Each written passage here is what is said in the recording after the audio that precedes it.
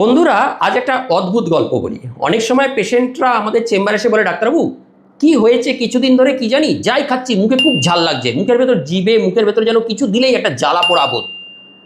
আপনি একটু ভাবুন তো, যদি আপনার সাথে এরকম হয় যে যাই খাচ্ছেন, এমনকি জল খাচ্ছেন, জিভের ভেতর মুখের ভেতর যেন আগুনের মতো জ্বলছে, লঙ্কা বাটার মতো অবস্থা। বন্ধুরা, এই সমস্যাটা কিন্তু কাল্পনিক না। এই সমস্যাটার একটা পোশাকি ডাক্তারি নাম আছে। নাম হচ্ছে বার্নিং মাউথ সিনড্রোম। আসুন জানি যে এই সমস্যাটা অ্যাকচুয়ালি কেন হয় এবং এটা মানসিক না শারীরিক। কি সমস্যা এটা? আগেই বললাম বিরল এই সমস্যাটার নাম হচ্ছে বার্নিং মাউথ সিনড্রোম। এবার আপনাদের বলবো যে কি কি কারণে এই জিনিসটা হতে পারে।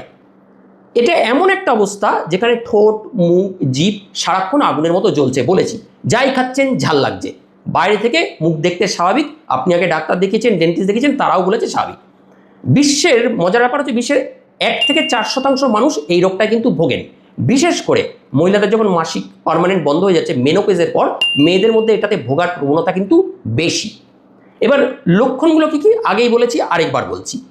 এই রোগে কি হয়, জিভে বা তালুতে সারাক্ষণ একটা জ্বালা, ঠোঁট তালু এগুলোতে একটা আগুন, লঙ্কা বেটে দিয়েছে এরকম জ্বালা অনুভূতি।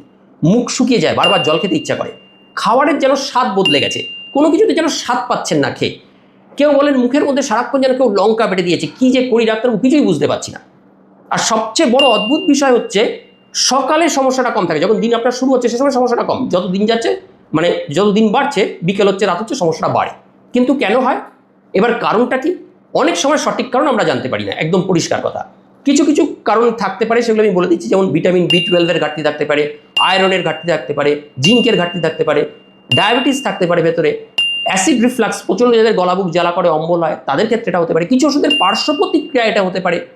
মুখের ভেতরে স্নায়ুর অস্বাভাবিক একটা সংবেদনশীলতা এটা হতে পারে। লিউকোপ্লেকিয়া, অনেকে দেখবেন খুব গুটকা খায়, খৈনি খায়, পান খায়, জর্দা খায়, ভেতরে সাদা সাদা দাগ হয়, এগুলো খুব ক্ষতিকর, পরে বলছি। এই হলেও কিন্তু এটা হতে পারে।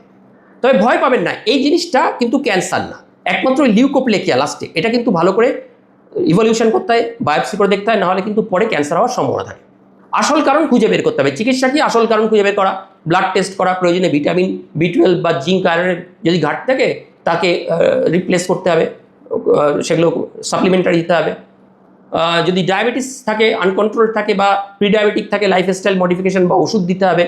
কিছু কিছু ক্ষেত্রে বিশেষ কিছু ওষুধ, কোঅ্যাগনেটিভ বিহেভিয়ারাল থেরাপি দিতে হতে পারে। অনেক সময় লিউকোপ্লেকিয়া এগুলো থাকলে স্টেরয়েড দিতে হতে পারে, বা ট্যাক্রোলিমাস জাতীয় ইমিউনোসাপ্রেসিভ ওষুধ দিতে হতে পারে।